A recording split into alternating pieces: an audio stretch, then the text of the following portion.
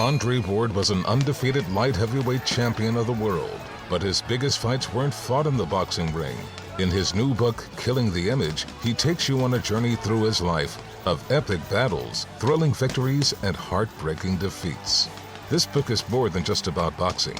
It's about breaking destructive generational bonds, forgiving those who have hurt us, and finding hope even in the darkest of times. Killing the Image is available now on Amazon and wherever books are sold. How are you dealing with being in the pandemic? Are you doing shows over Facebook Live, doing live performing just from wherever you're at? Well, I've been very fortunate that I've had a chance to do a couple of drive-in shows, a few walk-in shows, and then a lot of it has been pre-recorded shows for workshops, festivals, as well as performances at venues that I would have normally played at. Yeah. Do you miss the? I mean, everybody obviously misses the live performing and going on tour and all of that. That's just been a big adjustment for everybody. Yeah, it really has. I mean, it's definitely, it's definitely a change of pace for sure. For the past 15 years, that's what I've done for my living since 2005. And so in one way, it's just a complete shift from everything I've ever known. Even planning out 14 months in advance is usually my standard business practice. And I mean, for me, it's just been amazing to just change it into a much more day-to-day type of planning. So that's been one part of it. Of course, seeing a lot of the venues that I would usually play at start to close or be in distress. That's been very distressful. Friends of mine to learn that they've had troubles either touring financially, or even, of course, we're talking about a pandemic. Some people are getting sick, and I've had quite a few friends that have told me that they've gotten sick and recovered, and, thankfully minor cases in some, but I mean, it's a little bit of everything. I know, seriously. Have you been doing a lot of writing and recording these last 8 months, being all sheltered in? Well, funny enough, I'm always writing, recording, putting together projects, researching. So I do that 24/7 anyway. So this has allowed me to really pull together some of the elements that I've placed on some of the projects. Some of them are really big ideas. Like Black Cowboys took me about 10 years of forensic research and then 2 years of actually writing to get the final product together. So it was, and again, I wasn't actively researching the whole time, but I was picking up different materials that when I decided to put into a project, I was able to draw upon quite a variety of materials that I had found all over the country and the world. And so that's how I usually work anyway. So in one way, it's been helpful just because I'm not running around on tour trying to do the projects and tour at the same time. So in one way, it's been helpful for trying to just sit down and write, because it's just different than my usual process, which is doing it all at once. And then, of course, I have my family on the road with me, my wife and my 2.5-year-old daughter. And so that it's a lot of moving parts all the time. So, and that's something that's, we've committed to that in general. So in one way, we're still trying to move forward as best as we can and maneuvering like everyone else, taking the procedures and trying our best to be mindful. Yeah, it sounds like you're a really good multitasker. If you could do projects and tour, that's quite a feat as an artist. Well, I always tell people that I had a very fortunate experience where I guess at one point, what I would have considered a bunch of useless information, it became useful information, and I found a type of work that allowed me to express that. Of course, I have a BA in English, so I have a standard American literature degree, and so incorporating that into folk music was something that was always of interest to me. And so in 2005, when I went to the Black Banjo Gathering and saw that there was a way to expand the idea of African American, Caribbean, and African banjo styles, and also showing the different ways that those pathways of folk music fit within blues and jazz and country music. That was something that really just intrigued me. And the chance to spend time with Joe Thompson, as well as John D. Holman and a whole bunch of other wonderful blues singers. I just packed up everything from my hometown of Phoenix and went right to North Carolina. That's where I started. I ended up in New York City for a while, and North Carolina again, and Washington, D.C., and then now I'm hanging out in Chicago. Oh, that is awesome. Such rich in music too. But Phoenix, of all places, you were raised there. We don't think of Phoenix as being the musical mecca that like a Chicago or New York, Washington. Yeah, well, Phoenix is really an interesting place because I found over time that Phoenix was always a stop-off point halfway between Los Angeles and Las Vegas and Denver, Colorado, just like it is now, Route 66. And even connecting to Bakersfield, it was a place where people like Buck Owens and Waylon Jennings would stop off, and it's really a very interesting scene. But when I was growing up, none of that was there. It was very scattered, and there was a lot of punk and alternative scenes, a lot of hip hop, underground hip hop. There was some folk clubs, and also there were poetry clubs, and I used to perform poetry, spoken word, beat poetry, and then slam poetry later on. And so I just performed a variety of different styles, and I did that for about 7-8 years, and then that's when I went to the Gathering. It was about 7 or 8 years of doing folk music of different types.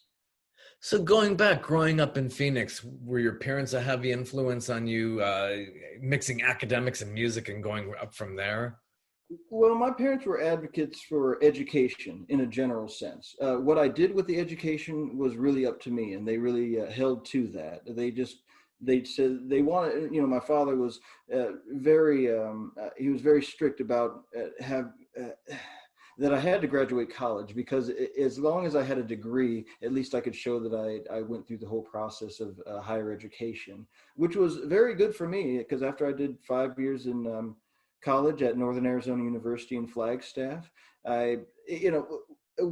between going to my classes, reading Mark Twain and Shakespeare and Chaucer and Wordsworth and all those different essential pieces of early literature, I was also moonlighting in the LP collection at the library, and they had a beautiful complete collection of the Folkways catalog, as well as a lot of early R. Hooley records and Library of Congress field recordings. And so I would just go Dewey Decimal System and I wrote, and this is in 2000, 2001. So this is far before the internet had caught up to, where you could do forensic research outside of Dewey Decimal and then basic word processing computers, So I had to write down 24 different, little note cards of records. And I just listened to all these different records and made my own homemade bootleg CDs of them. So I carried those with me as I went out in 2005. So I'd studied a lot of different types of folk music. And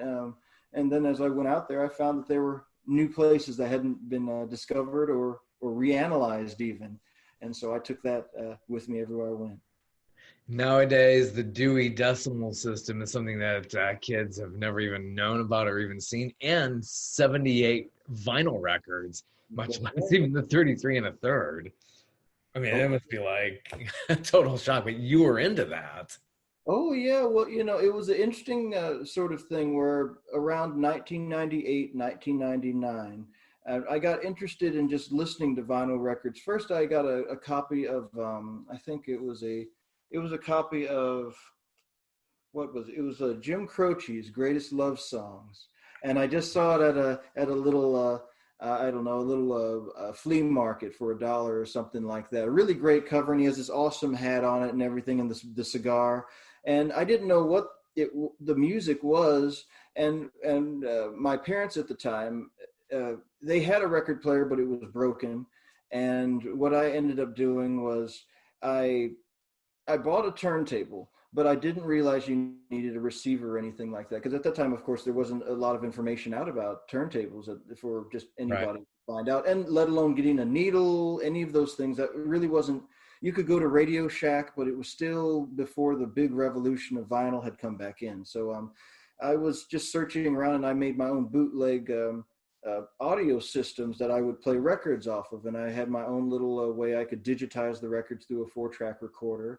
And I used to make my own homemade albums, and I did that for many years. And so that was something I did before I left North Carolina. So when I went to North Carolina, I was trying to document the new folk revival that was coming up around 2005, 2006 going on. And there were just a lot of different movements that were happening up all the way into 2020. It's been phenomenal to see how many varieties of styles of music that are of folk root, folk origin, or folk derived have sprung up in the well of music, you know.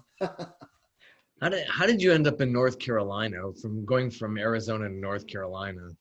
Well, North Carolina, I had heard it was a really great place to go. I had heard Asheville, North Carolina was a great music town. And so I just was interested in North Carolina just in a general sense, but I was also a big fan of Doc Watson and Bascom Lamar Lunsford, as well as John Coltrane and Nina Simone. So North Carolina had a certain a special quality that I wanted to visit the place.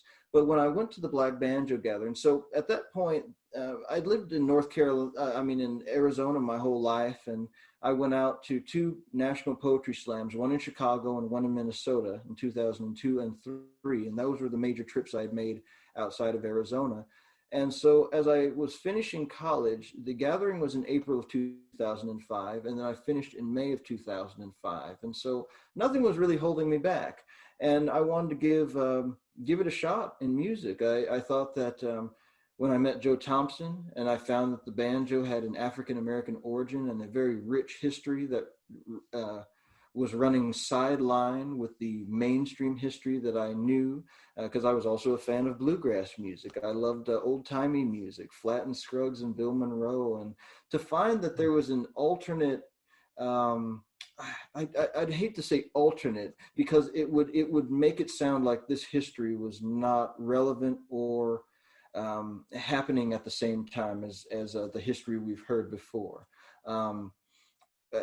But when I began to hear that there were stories that ran parallel with the mainstream history, let's say it that way, that had an African-American origin, that connected blues and country in certain ways that I guess at the time I had seen them I guess they had been teased at or referenced, or they had been suggested at one point or another. I think about Hank Williams and a lot of the songs that he recorded.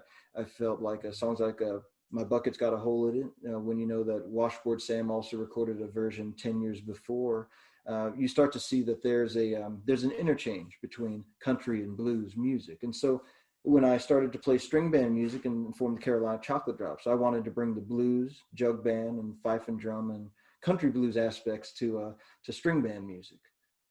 So being a part of the Carolina Chocolate Drops, how many years was that? And did you do a lot with them too?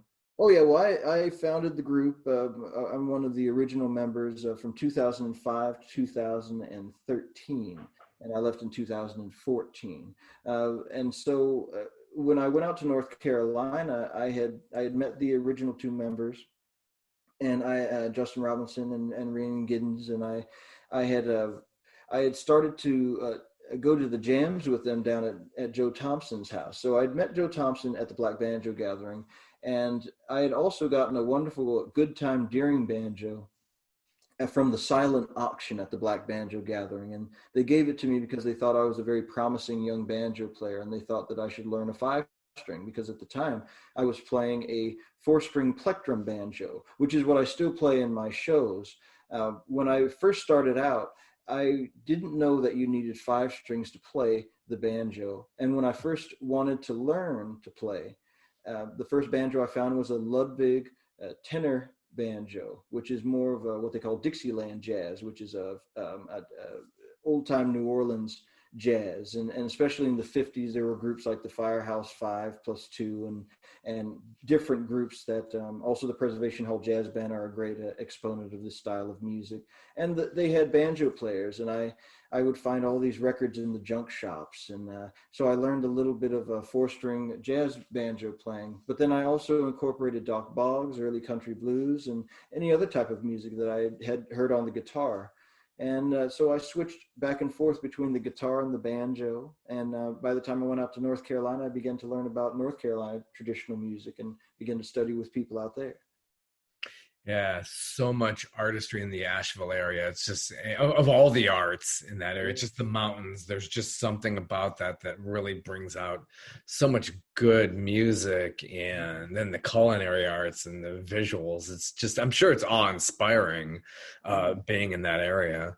Well, one of the things that was funny with North Carolina too, I went out to Asheville and it was a nice town, but there were so many musicians. I just found I couldn't get a foothold. And so I actually made my way all the way down to Chapel Hill, North Carolina, and Hillsborough, North Carolina, so down in the Piedmont. And so that was something that was interesting when I first started to go down was I found that the music of people like Elizabeth Cotton had a special place in the Piedmont of North Carolina with a special type of finger picking known as Piedmont style guitar. It's a beautiful little alternating thumb bass guitar style that mimics the sound of two guitars playing at one time. And so I was a fan of this music beforehand, but when I had a chance to go down to North Carolina, I got to meet the wonderful folks at Music Maker Relief Foundation, and I got to meet some wonderful living tradition bearers, and I got to learn the old time music going to people's houses. And I got to sit with them, and I got to learn their stories as well as the songs. And then, of course, with Joe Thompson, I did the same thing, but with fiddle and banjo music. And I was the guitar player in a group that had fiddle, banjo, guitar, and I played guitar, 4-string banjo, quills, bones, and I learned the rhythm bones very soon after I got to North Carolina. And that took me back to my earliest only formal training I've actually had on music, which is playing percussion, which I played in grade school. And so when I started to play the rhythm bones, all of a sudden the world of percussion opened up to me, and the world of old time music. It combined into one thing for me. And so that was a beautiful meeting of a couple of different parts of my musical journey. So anyway, that's and that was just the start, you know? It sounds so ambitious. So what was it like feeling like, okay, I'm going to strike out now on my own solo after being in a group? Was that a little bit, did you have any trepidation at that point? Or did it just feel natural? It was like, it's time. Well, it was a little bit of both. I think first, we had covered so many of our goals within the group, and we were together for 9 years. And so we really covered a lot of ground. Just in what we set out to do. We went to a lot of the venues, and we played a lot of the gigs, and we did a lot of the amazing events that commemorated the African American string bands. And also for me, the goal was to always create a space for African American roots music that there's an academic term called non-blues secular Black music. And it's a mouthful of a term, but it really is the root of the type of music that I've presented for many years. Because if you think of African American music as being a broad spectrum, and the blues or string band or country music as being just a single genre within a broad spectrum of music, all of a sudden you're starting to understand African American culture in a whole new way. And it's a lot of the information and documentation that has been taken down by so many of the folklorists over the many years and from the many different institutions. They still can educate us in a lot of the cultural movements of the past leading into the present and the future. And that's why I ended up starting to use the moniker the American Songster, because the American Songster is built off of this. It's important to properly dispose of unwanted medication or sharps. MedProject offers free and convenient disposal options near you. To learn more, call 844-MED-PROJECT or visit medproject.org. Lucky Land Casino, asking people, what's the weirdest place you've gotten lucky? Lucky? In line at the deli, I guess? Aha, in my dentist's office. More than once, actually. Do I have to say? Yes, you do. In the car before my kids' PTA meeting. Really? Yes. Excuse me, what's the weirdest place you've gotten lucky? I never win and tell. Well, there you have it. You can get lucky anywhere, playing at LuckyLandSlots.com. Play for free right now. Are you feeling lucky? No purchase necessary. Void where prohibited by law. 18 plus. Terms and conditions apply. See website for details. Idea of the songster in the late 19th century was a little book of music or lyrics, no music, but lyrics to a bunch of songs, popular songs. And it was assumed that you knew all of the melodies. So it was just the words written out, almost like a secular hymnal. And in the 20th century, especially in the African-American community, songsters became musicians that would travel around, and they knew a variety of material for each community. And so that led to a lot of very interesting musicians who had a variety of material, and that led into the early recorded era. And so I reference back to that era, but I've refashioned it to fit into the 21st century, where in a similar way, in the digital revolution, we are seeing a similar change like the industrial revolution, where people are taking in user-generated data and turning it into the statements that we talk and use about culture. And so I've used my platform as a musician to tell a little bit about the songs I do, but as well as spread a little bit of the knowledge about the scholarship that's out there. Many of it still essential to many young minds that want to expand deeper into the story. Do you feel like you're a mentor in the music world? Does that, because you come from such a rich academic background, is that kind of like in your genes to be able to be a mentor to up and coming people in your area? Well, I'd hope so in one way. The other way is that when I first started to play as a professional, 2005 is when I started to think of myself as a professional musician. Before then, I was learning songs, writing songs, and doing anything. But when I saw that I could start performing songs and create a cultural relevance for these songs that could help as we made our way into the 21st century, I thought that was a righteous deed in and of itself. And I thought about a lot of people that had influenced me along the way, particularly Mike Seeger, who is someone that I met at the Black Banjo Gathering. And he was an advocate for traditional styles and instruments. And so not just songs, but knowing that there are certain traditional instruments that go with certain traditional styles, and knowing that presenting both of those elements together can create its own the audience appreciates the music in a whole different way. If you have a banjo from the region and the time frame from when the song was written or recorded, then it might sound like a three-dimensional presentation of the field recording. And so Mike was really delved into a lot of that. And so he and I spent many years talking about it. I would visit him in his house in Lexington, Virginia, and talk, and we would listen to records and swap ideas. But when it comes to listening to records and appreciating music just by hearing it, that's what it's all been about for me. I've always been a fan of music, and I've always collected a lot of music. And as I found, I don't know, in the course of conversation, I see that people are interested in certain types of music, and I like to try to, spread the wealth around. There's so many recordings that are out there. Oh, totally. Do you feel like you're very self-taught? Do you read music as well? And I don't read music. No. A lot of people don't. No, I can read basic chord chart theory, but that I can't read melodies or notes. I tried to, and I can do it on a basic level because I did it in grade school, but I couldn't do a symphony or anything like that. No, it's all folk music. I'm not a classically trained musician that changed over into folk music, or a rock and roll or a punk rock musician who changed to folk music. I always started out in the folk revival and the singer-songwriters of the early 70s. That was really my first, that was how I really cut my teeth. And I performed solo in the coffee houses and in performing arts centers out in Arizona, folk festivals, Prescott, Flagstaff, Tucson. I just did the local thing for many, many years, and I got a chance to experiment with a lot of different types of styles and found something that fit for me. Nice. And all the different instruments that you got into, how hard or easy it was it to convert yourself to, like, okay, I'm going guitar, banjo. How hard or easy is that for you to do that?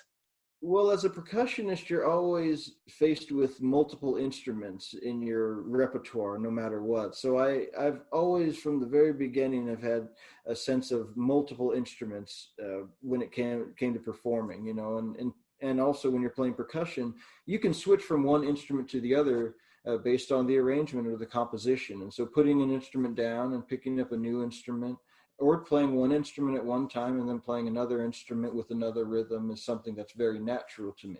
And again, with it being my only formal training, polyrhythms come to me very easily.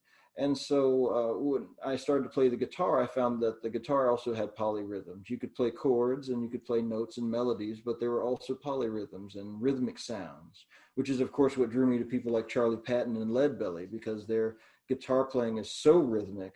It's, I still think that when I hear like a song like Gallows Pole by Leadbelly, it has a sound like he's playing a turntable, like when he hits the brakes, because it has a rhythm like, and if you listen to the break on it, it's like a machine gun rhythm that I hear in trap music now to this day. And I've always listened for those sounds. And so that's something that's more casual. And then when situations have come up, I've always had wonderful things to talk about. And, everybody from, I don't know, last year I got to meet Quincy Jones for the first time. And that was I saw him once, yeah. That was, and we were talking about Sonny Terry. He was telling me about the being on the set of Color Purple and talking about Sonny Terry, because I had played a harmonica piece that night. And he started talking folk music with me, which was amazing. I never would have thought, one, to have met Quincy Jones, but then two, to have talked folk music with him for the better part of 30, 40 minutes, It was really just beautiful, and that makes it worth going into the office every day, to have moments where I can, of course, present music that people might enjoy. I hope they enjoy, but also it's also personally satisfying whenever I get a chance to personally connect with someone who's made an impression on me as a person, because music makes an impression on you. Oh yeah, and somebody like Quincy Jones, what a living legend. He had a box set out years ago. It's like the amount of work it's phenomenal. It really is, and the range of artists that he has produced, it's you can't even keep up with it. What's it like now? How many albums did you do with the Chocolate Drops, and then how many have you done solo? We did a total of 5 records with the Chocolate Drops. There were 2 major label ones: Genuine Negro Jig, which won the Grammy, and then Leaving Eden, which got the nomination for the Grammy. But we did 5 with Music Maker Relief Foundation, 1 with Joe Thompson. There was one, Don't I Got a Ramblin' Mind. And then there was an album called Colored Aristocracy, which was from an earlier version of the group called Sankofa Strings. And that featured Rena and myself and a mentor of mine, Sule Greg Wilson. And then I did 2 records of my own on Music Maker, Dance Tunes, Ballads and Blues, as well as American Songster, in which I used that moniker for the first time. And then, of course, along the way, I have a bunch of friends that I've played music with, including the East River String Band, and I play with the R. Crumb, the great underground cartoonist, whenever I've done a gig with them. And I've gotten a chance to meet some wonderful people. Even recently they've talked about Odetta a bunch. And I got to meet Odetta on 4 different occasions. One time at the American Legacy office when they had a wonderful music issue on black string bands, and that was wonderful. And one time she signed my copy of Odetta Sings Ballads and Blues. The Chocolate Drops opened for her in 2007 at Eureka Springs, Arkansas. And then 2 times I just went to go see her backstage.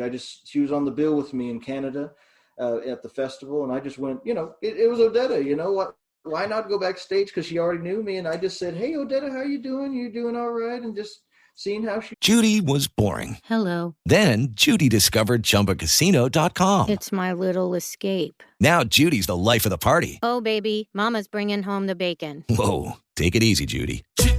The Chumba life is for everybody. So go to ChumbaCasino.com and play over 100 casino-style games. Join today and play for free for your chance to redeem some serious prizes. ChumbaCasino.com. No purchase necessary. Void where prohibited by law. 18 plus terms and conditions apply. See website for details. Was doing, and those are wonderful memories I have in my mind. And, and I have dozens and dozens of memories of some wonderful musicians that are some famous, some not famous, some are more obscure or niche, but just wonderful musicians. We're all drawn by the same thing, the passion of music and the spirit of music. Oh yeah, R. Crumb. Where and how? What did you do with R. Crumb?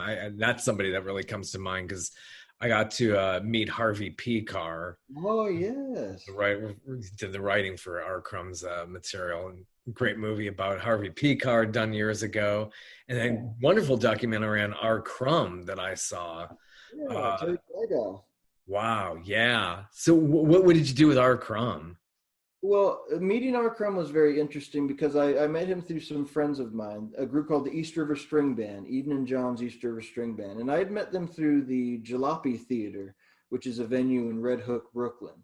And so John Hennigan is a 78 collector, and Eden got to know R. Crumb's daughter, Sophie, actually. And, and Sophie's an artist as well. And so in the course of them being friends, Sophie saw that John had these records and said, "Hey, you should meet my dad." And so John kind of was like, "Okay, I'd love to meet R. Crumb. Who wouldn't want to meet R. Crumb?" And so they just really hit it off, and they're just very great friends. And so they trade 78s and they go on trips together and the whole thing. They go shopping, for 78s and whatnot, and I've gone on a couple of trips with them as well, and it's just been really fun, and R. Crumb and I have the same birthday, so it's kind of a funny. We've just had some fun times, and then we've played gigs together. We've done about half a dozen, 10 gigs together overall, just very casually.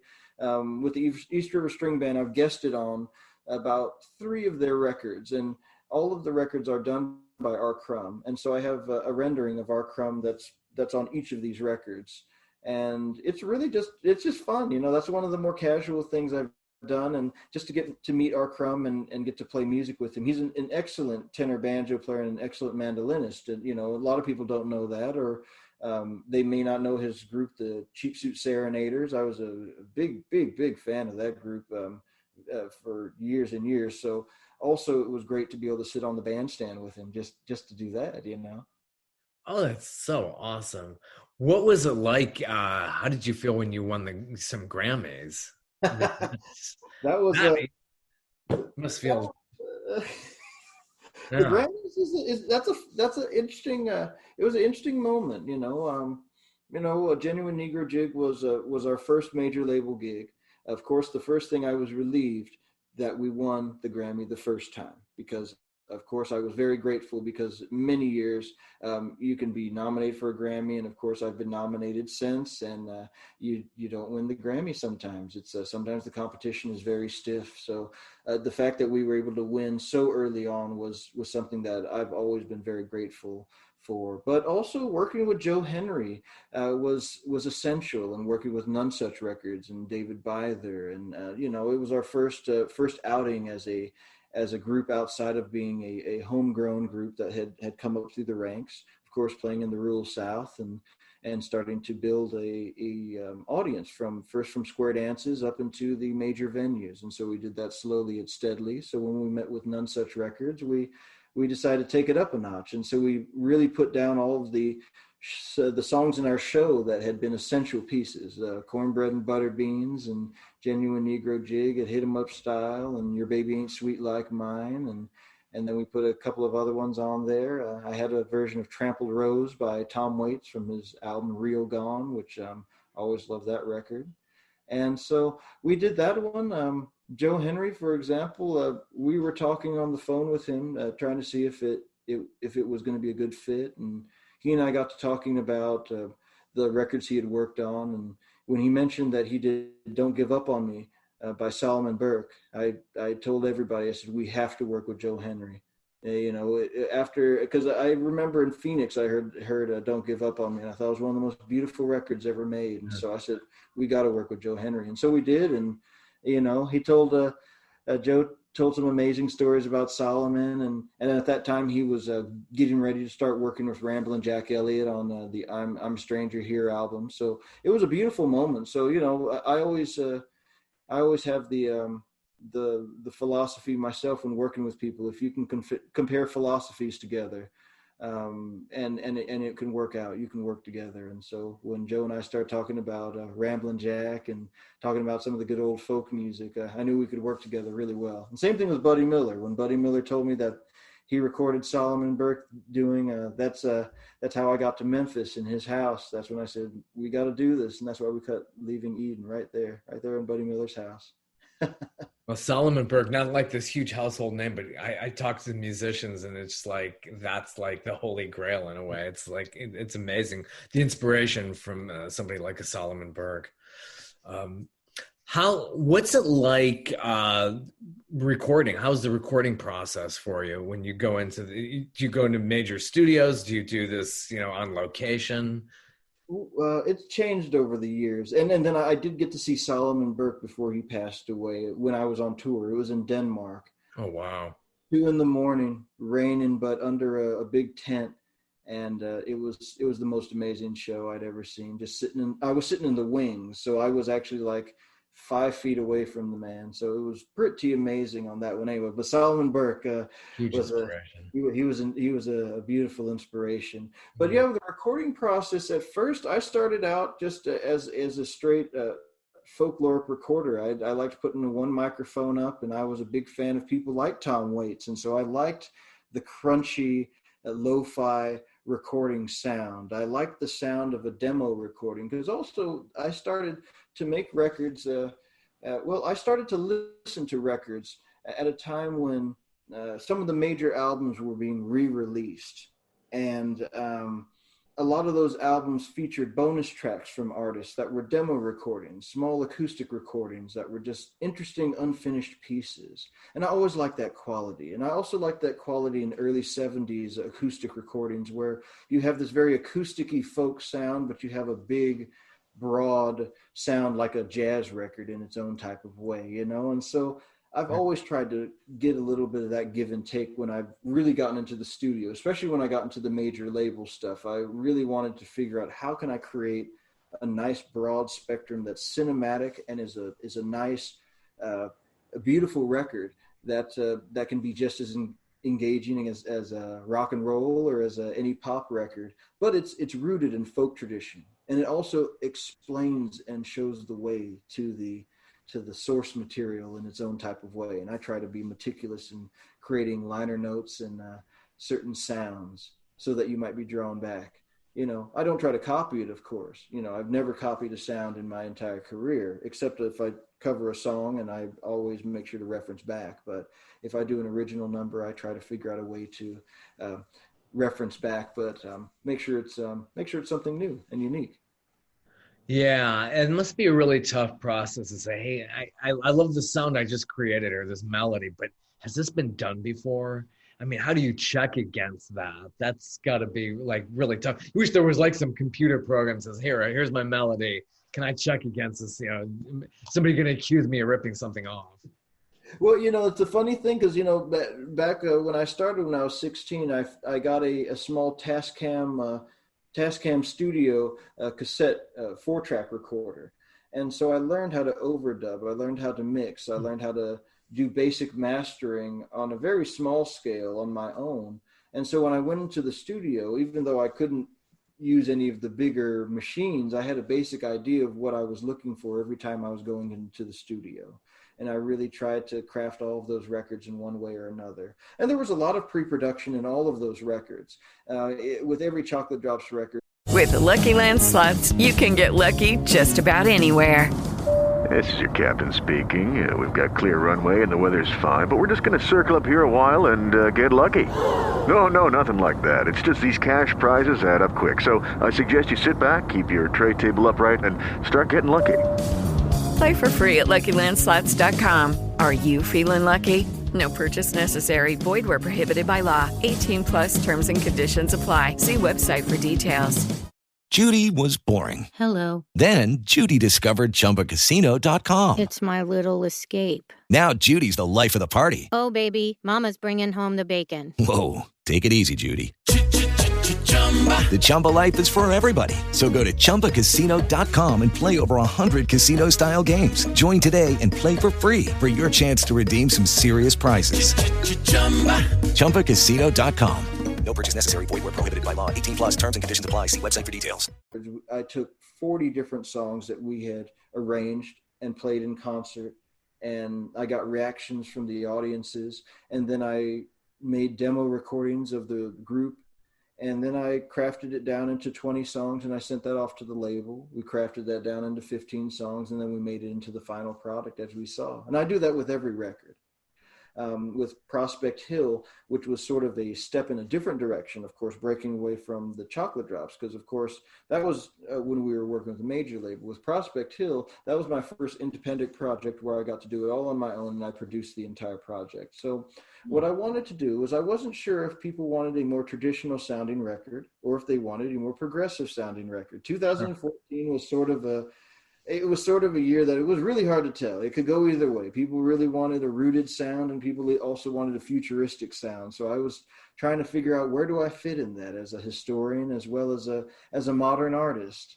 And so I had songs that I had written, of course, in different genre styles. And I always like to think of my songs as lost records, because it kind of allows me to kind of get away from myself as a songwriter. I get to write them, and then I get to perform them as I get to think of them, I think of it as character acting almost, in a way. I have to write a song, and then I have to learn how to tell that song, and perform that song, And so Prospect Hill, I wanted to have two different bands. I wanted to have a folk band that would be very traditional sounding, and I wanted a band that would be more like a jazz band or a bebop jazz band, more so.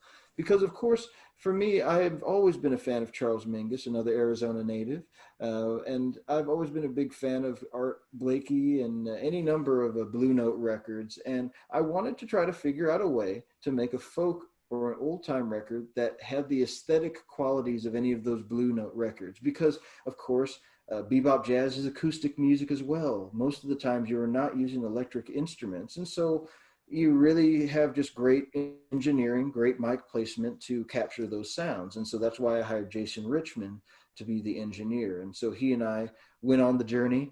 We had 6-day sessions, 2 different sessions, a combination of 7 days altogether. One session featured Guy Davis, a wonderful mentor of mine and a great friend. Ben Hunter, another fellow who grew up in Arizona. And I actually knew him way back, and he plays the fiddle, and he and his singing partner, Joe Siemens, they were playing together at a teaching week I was performing at in Port Townsend, Washington, and I wanted to feature them on the recordings because I thought they had a really great sound. And so I had one band that featured them.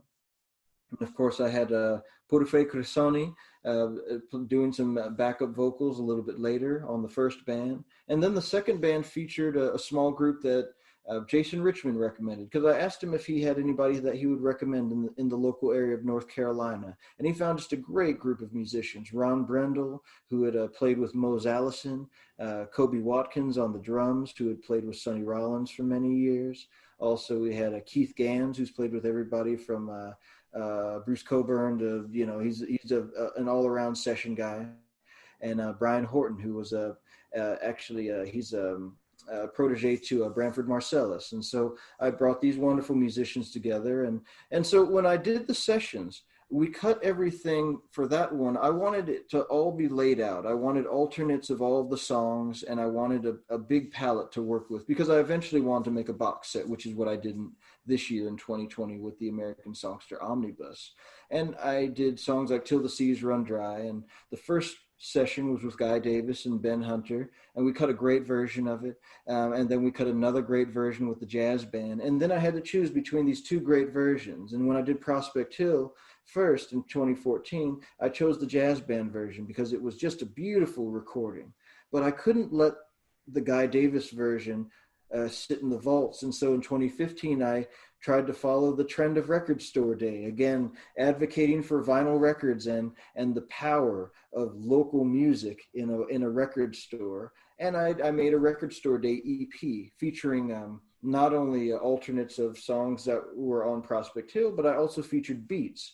And again, reaching into my percussion roots, I wanted to feature these sort of fife and drum rhythms that feature different ambient sounds, because of course ambient sounds is something that's a part of the landscape of music now. And I just wanted to also reach into that and show the way that traditional music also has these beautiful ambient sounds, Africanisms and Caribbeanisms, as well as Americanisms and every other type of worldism that you can find within the American landscape. And so that's something I'm always trying to present in my shows. And of course, in the studio, you can go much farther with it because of course I can play multiple instruments, or I can get others to play parts. But that was what I did with Prospect Hill. And then I followed it up with Black Cowboys, which again was much more focused in its theme, but it was still, I took the same method of finding a broad palette. So why in 2020? This is an amazing box set. I just listened to this. Not an exact milestone anniversary of Prospect Hill, but this box set comes out this year. Was it just time you were just itching to get the stuff out of the vault? Well, when I originally came out with it, it was on the Music Maker Relief Foundation label, which is a nonprofit label that I've worked with for many years. And Timothy Duffy and Denise Duffy have put out all three of my records. And again, the early Chocolate Drops records were also put out on Music Maker. But over time, Tim's actually been focusing a lot more on photography. And in 2014, he started making these beautiful tintype photos, which are a part of the entire package for the Prospect Hill box set. And it's once he went into doing that, and I moved down to North Carolina in 2014, it was just a wonderful time to get our partnership to take on a whole other level. And so first we just were experimenting with the camera, and it was really interesting. At first, I tried to just replicate old photos I had seen in books. Then I had ones where I had my instruments laid out, and then we did ones close up, far away. And this was over a 2.5 year period. And also this was between all of the wonderful sessions that Tim did with all the great Music Maker artists. So I was there for all of those sessions, because Tim would call me up and say, "Hey, Captain Luke's coming down, Boo Hanks is here." And I'd watch all day long as they shot these beautiful tintypes and watch the entire process of wet plate collodion, and got to build a new part of history in a way. Because remember, we always think of tintypes as being old technology, but it was cutting edge when it was made. And it's just as cutting edge when you try to put a modern spin on it. And so we tried to do that with Prospect Hill in every type of way. And so that's something I've always done, even in the Chocolate Drops.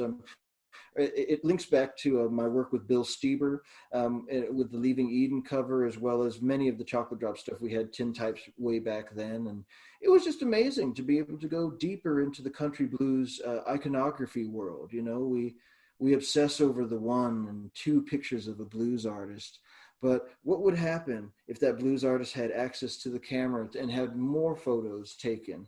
And that was something that I tried to use, having access to the camera, and then also Tim having a wonderful eye and a great sense of how he wanted to frame photos and how he wanted to do stuff. I mean, it's also Tim's eye, as well as the folks over there, Aaron Greenhood and Cornelius Lewis, and of course Tim's wife, Denise Duffy. They've all worked as this wonderful team. And so it was just wonderful. We had many years where we just got to work together, and Prospect Hill came from those times, yeah, like I said, it was a moment where I wasn't sure how progressive or how regressive I needed to be. And so I wanted to be both on both records. And so over time, again, they started focusing on the photography. And so the album had gone out of print. I bought the stock out from them, and I just didn't know what I was going to do with the album.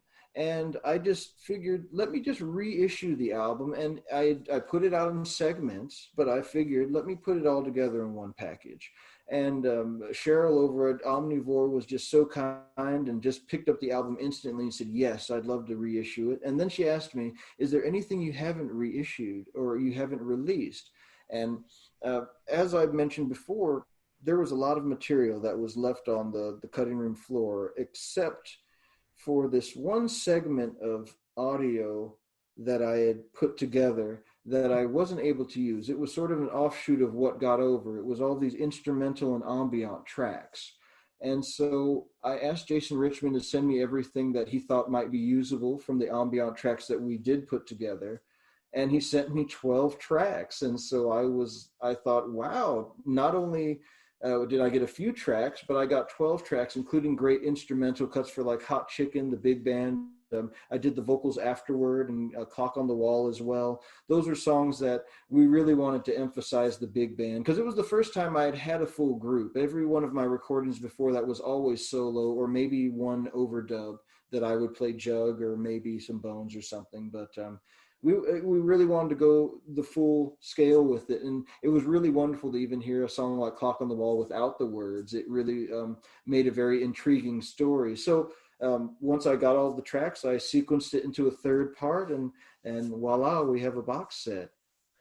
It's a beautiful box set. We could find this just about any record store, special order it. That's correct.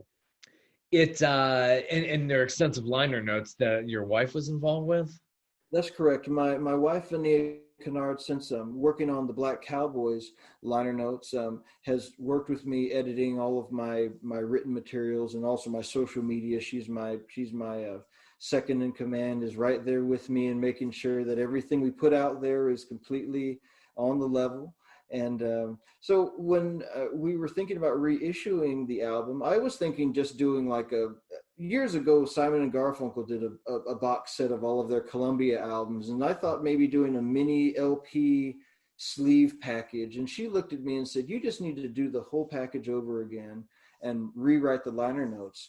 And I agreed with her. I thought that in 5 years, I had gotten a lot more perspective on every single one of the songs and arrangements. And I've traveled all over the world with these arrangements and songs and all of this material. And so to come back, it was wonderful to revisit one, because it was a special session. It was the year of the folk singer. And I don't tell people a lot about it because it's a kind of a big idea. But right before we started the sessions, Guy Davis came down from the hospital. He had visited Pete Seeger, and Pete Seeger had passed away as Guy Davis had left the hospital coming down to the session. And also Ruby Dee, Guy Davis's mom, was also in the hospital too. So we were all sort of had heavy hearts about these wonderful people being, in these final hours and then the twilight hours. And so the sessions had a special love of the music, because Pete, even to the end, Guy said he was still tapping his toe and wanting to sing a song with him, even as he left. And so Guy brought that spirit with him to the recording session. And that's why we did a song like Marching Up Prospect Hill, which is a tribute to Sonny Terry and J.C. Burris, who you can find a wonderful video that Pete Seeger shot of Sonny Terry and J.C. Burris in North Carolina, actually, and it has them dancing and doing bones and harmonica. And so I wanted to evoke that sound with Guy Davis, because Guy is one of the few harmonica players who does that wonderful Sonny Terry style. And again, wanted to get a beautiful ambiance of the sort of a revelry of some of that old time music, and then old time hip hop as well, which is another style of music. That's why we got the Grotto Beat going on.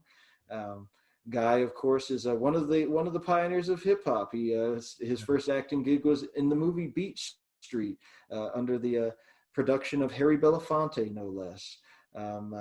And so it was fun to be able to get Guy to do that monologue. And then, of course, we got to do the instrumental version on the box set as well. But, of course, all of these songs kind of go a multiple paths. And I was so glad to be able to finally bring them all into one place. It's kind of a big album. I know it seemed like kind of exhaustive. When you look at the package, you're like, 35 tracks? It seems like a lot. But, again, when I started to see how these small segments of beats and sounds fit together, it was really fun to make an extra little pathway, because of course a lot of my music can be a little bit up tempo, and it was nice to be able to have a very lovely third chapter that takes you into this sort of mellower place. And that was something that was very surprising to me, even having recorded the album myself, to find this beautiful little mellow space that these instrumental tracks, and of course the Grand Manifesto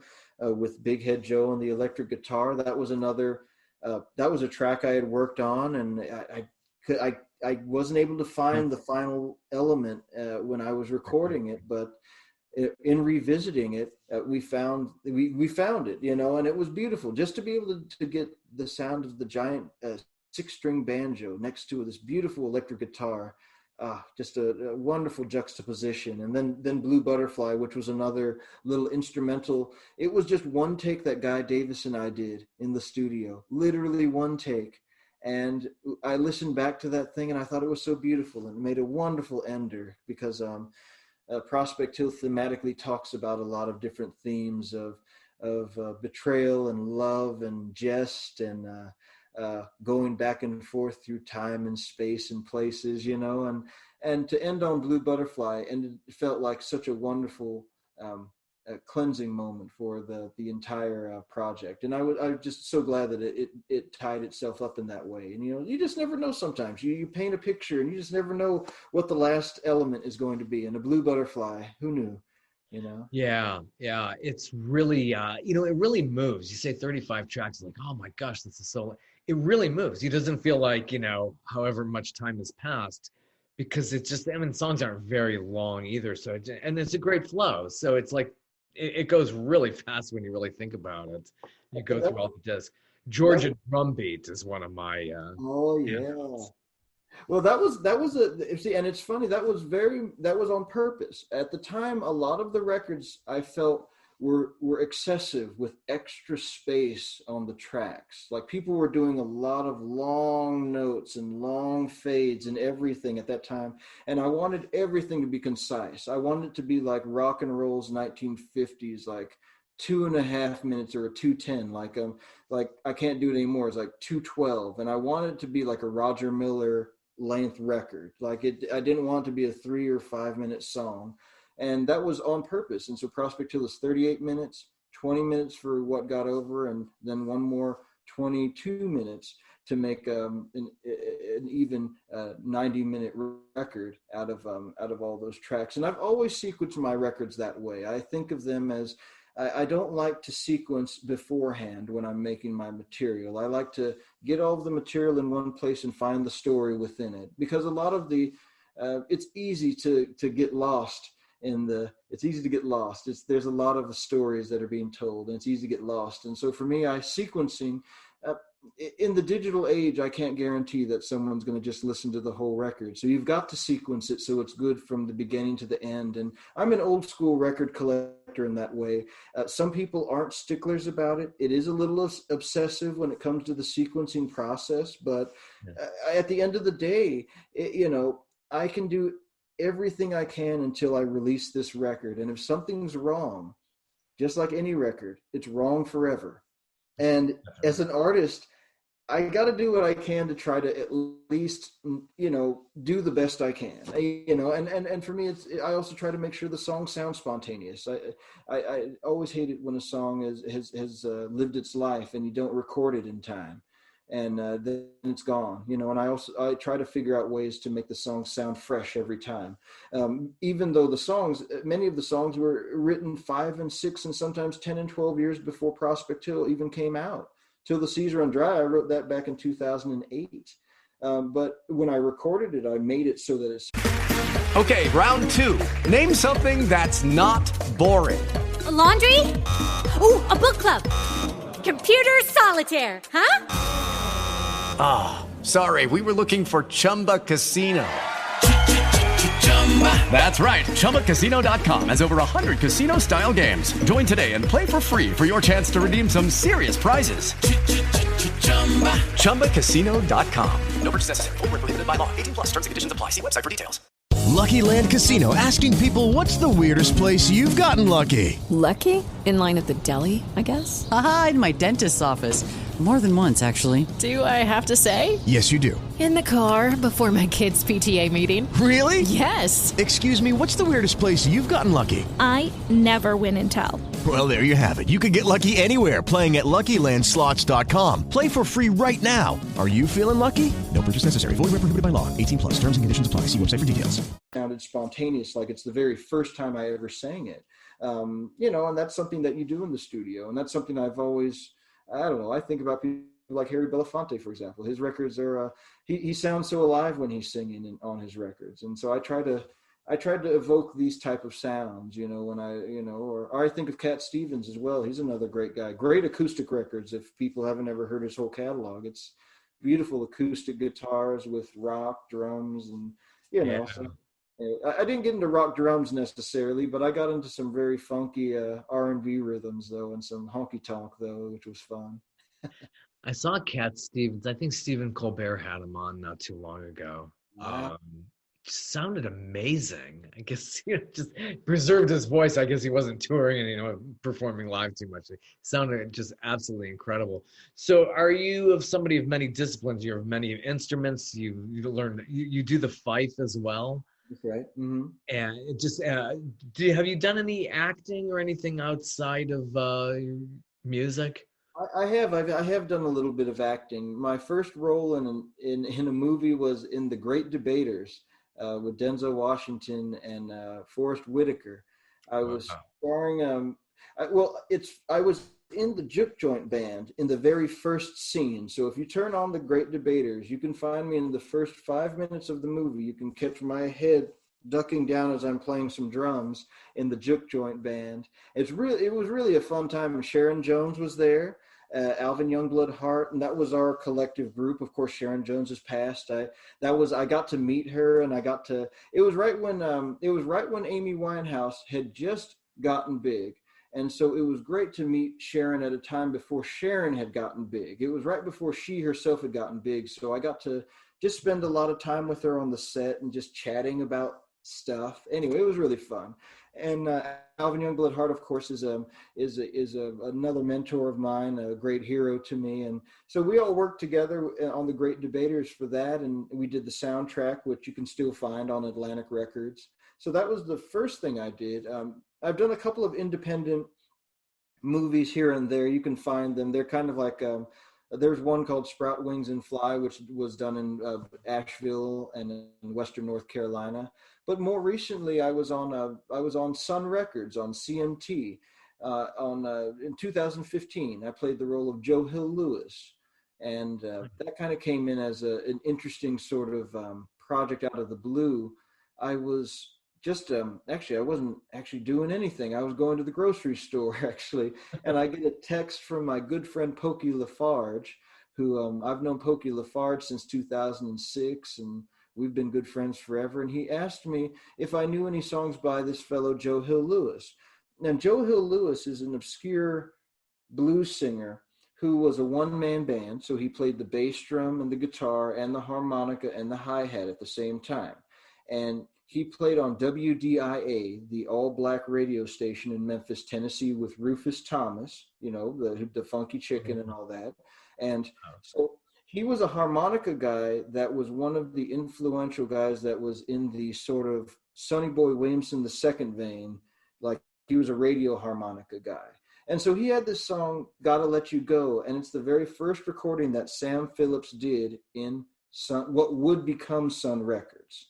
So it is the first recording that Sam Phillips and Dewey Phillips, the DJ, would record together and try to sell on the market. And so I played Joe Hill Lewis, and I was on Beale Street, and I played the one-man band, and then got in the studio and did Gotta Let You Go, which is it's a hip hop, it's old time hip hop song. It's a song about a fellow who gets married and the woman's just not treating him right, and so he's got to tell her what's up. And it's a funny song though. It's also a funny song too. It's kind of a novelty type of number. So it was great to be able to play that in the show. And yeah, I had that going on, and just had a few roles here and there. Those are my two main ones though. Great Debaters and and Sun Records. I don't mind being typecast as an old time musician. That you can anytime, you know.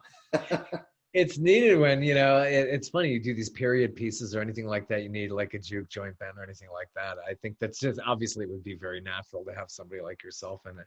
Are you one of the very few, did I read this somewhere, you're one of the very few who's qualified to speak about Lil Nas X? One of the few people qualified. I don't know, yeah, how do you be qualified to talk about Lil Nas X? Well, what's interesting about Lil Nas X, okay, so I'll frame it this way to start before mentioning it. So I did the album Black Cowboys completely independent of Old Town Road and the phenomenon of Lil Nas X. But at first I was going to make Black Cowboys an all originals album, and I was going to just write my own songs about the stories I had read and the forensics I had found. But I found just very quickly that it would serve better as a comprehensive overview of the history of Black Cowboys instead of it being necessarily an all originals record that I would do. And so that was what got me thinking about approaching Smithsonian Folkways and trying to make the album a part of the National Museum of African American History and Culture, because I had known the curators of the museum for many years. I played at the Museum of the American Indian, and I got to meet Dwandle and Reese, and then we got to talking about the museum opening up eventually at that point. But I knew the series was there, and I loved a lot of the records from the series. And I thought that Black Cowboys would be a perfect addition to the series, but there had not been many contemporary artists on that series at the time. And so I spoke with Dan Sheehy, and we got to talking with Lonnie Bunch Jr. and he thought that, and they thought it was a great idea to have Black Cowboys on the series. And so it then changed focus completely into more of a comprehensive overview. And so the reason I did that is, being from Arizona, the story of African Americans out in the Southwest is a different story than the standard African American history you might hear when it comes to civil rights history. And a reason for that is that a lot of the major developments in Western culture happened in the 1880s and in the 1870s, leading into the 20th century. And of course, with the implementation of strict segregation in 1900, you see the entire landscape of America change. And so before that, you see African-American culture, settlement, movement. It has a whole different tone and flavor. And it takes a lot to explain that to people because I'm not a rancher by birth. But when I started to read about these wonderful African-American pioneers, I started to see the stories of my father's parents, my grandparents, and how they had moved out from East Texas and Arkansas. And I saw that westward migration as being a wave coming from the post-World War II era. But I found that it was I found that it was connected by this sort of like this notion to move out west for a better life, to move the peg forward, as my father would say it. And I found that my grandparents followed that same path that the Exodusters followed, or any of the other westward pioneers. They made their way into a new landscape to find a new life. And I related to that story because it's a story that I've known all my life, being a Westerner. And so I had to spend a long time researching, figuring out how did the history fit in the contemporary landscape compared to the landscape of the past. And so it took quite a while to do that. So once I released the album, got a Grammy nomination, and literally as I then went to the Grammys. I just got the nomination. I didn't win that year, which is what happens sometimes. Stiff competition that year. It was a big year. That was a big year. Joan Baez was on the bill, and the Punch Brothers, Mary Gauthier. It was a big list that year for folk. But I guess a month after the Grammys, I actually had gotten an interview with Rolling Stone magazine, and at that time. Actually, no, it went the other way around. So first I was approached by Al Jazeera Plus. I was approached by them to talk about this Lil Nas X song, and Billy Ray Cyrus had not been a part of the track at that point. It had only sort of exploded on TikTok, and it started to make its rounds on the Billboard. So I was on tour at that time, so I just heard the song in passing, and I didn't think much about it. I thought cowboy hip hop, it seems like the next best thing, and that's what I had hoped, because the last word in the Black Cowboys liner notes is hip hop, because the old Chisholm Trail from Clear Rock Platte, to me, I wanted to imply the idea of hip hop, because when I heard the field recording of the old Chisholm Trail, Clear Rock Platte singing is so gruff. It reminded me of trap music. It reminded me of Kendrick. It reminded me of this sort of newer hip hop that had been coming out. And I thought that just hearing it, it made me understand why Black Cowboys as a sound was relevant, because it told me a history that may not be clear to people, or it may not be explicitly in front of them, but it's present and it's there. And it's not something that is something that we just made up this year, but it's something that's actually been prevalent from the beginning. But it's more of a shifting of the lens. So when Lil Nas X comes out, first the song makes its rounds, and of course I think it's interesting because with the type of work I do, you have the folk voice of this young man from the South. He has the sound of a banjo under him, and then he's got a cowboy hat on with the hip hop, and all of those elements coming together, knowing already what I knew about Black Cowboys and how big that idea alone is. It was something that people just, and it was 2 minutes. It also was 2 minutes. He took a rock and roll method. It's rock around the clock in its own type of way. It hits you, you love it, you hear it, and it's gone. And that was something that made it just essential. I think that's what made it such a popular song. So then there was the controversy, which led to its own conversation. But I at first. I think it's the next thing after Darius. I think it's the next in the timeline. That's how I always thought about it. And then I did my interview with Rolling Stone. And in the time between the first interview and the second interview, that's when Billy Ray came in. So then the interview was about country music duets, which is a different history, because you have a country music duet history that goes back to Louis Armstrong and Jimmy Rogers, all the way into, we have any number of country hip hop, blues, soul duets that have happened since the 90s into the 2000s. Again, it's all about shifting the lens and the focus. It's, if we don't think about these things as being Black country or Black old time, we would never think of them as such. But if we think of Dolly Parton writing a song called "I Will Always Love You," when Whitney Houston does it, it's Black country, but it's not a Black country song, because it's a African American stylist from a different genre doing a country song. And so now, when you're talking about Black country, you are now breaking into three different categories. See, with Black Cowboys, you got two things you're talking about. You're talking about Black Cowboys as ranchers, and then you're talking about Black Cowboys as a cultural phenomenon, which is two different things, because that's real people in the South or rural people, and then you have, if you put a cowboy hat on, they're singing cowboys, and there's a Hollywood version, and then there's also just people love cowboys. It's a part of the American landscape. It's it's apple pie, baseball, and cowboys. That is one of the essential elements. And so to put African American into the landscape, now you've got Mexican vaqueros, you've got Native American cowboys, you have Asian cowboys and railroad workers, and any spectrum, and even the idea of whiteness breaks away. You have European settlers of every different sort that ranched, and again, it goes forever. But when you go into Black country, you have folk music that fueled country, influenced country. You have country songs being done by African American stylists, and sometimes you can have, like, I love the Nightlife by B.B. King, Willie Nelson song.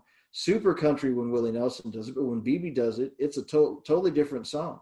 Yeah. African American stylists reinventing the song. And then you have the third part, which is like Charlie Pride and Darius, who are African American country and Western artists who run parallel with any other mainstream artists, and they're doing country music too.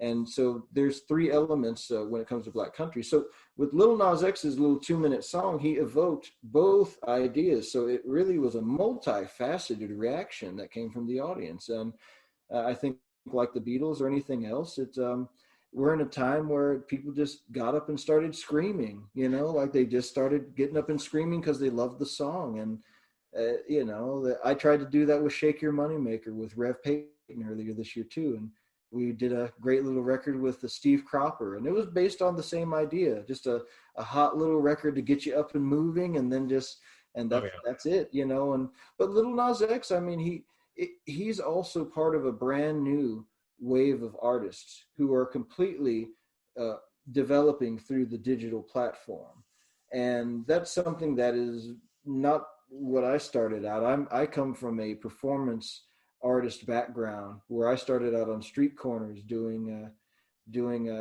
cartwheels and guitar tricks and flipping my guitar around and over my head like Charlie Patton.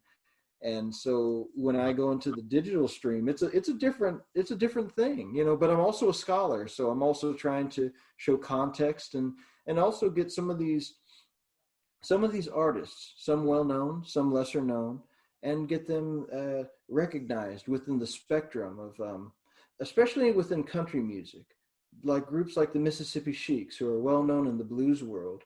They're country music too, but they were never marketed as such. Well, that's not true. They were marketed as both country music when they did the string band material, and then they were marketed as blues when they did the blues material.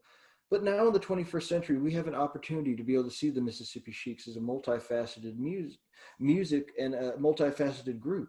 Just like we would think blues and country, we can think of those things as being flowing within a parallel stream instead of them being completely separate as we've seen them beforehand. Excellent. Well, it has been a pleasure speaking with you this evening, and I wish you all the best. Hopefully you'll be on the road soon, and see you here in Atlanta. And I wish you all the best, and just keep on creating and performing. And I look forward to what's more to come. Absolutely. In Atlanta, for many years, I got to play over at Little 5 Points over there.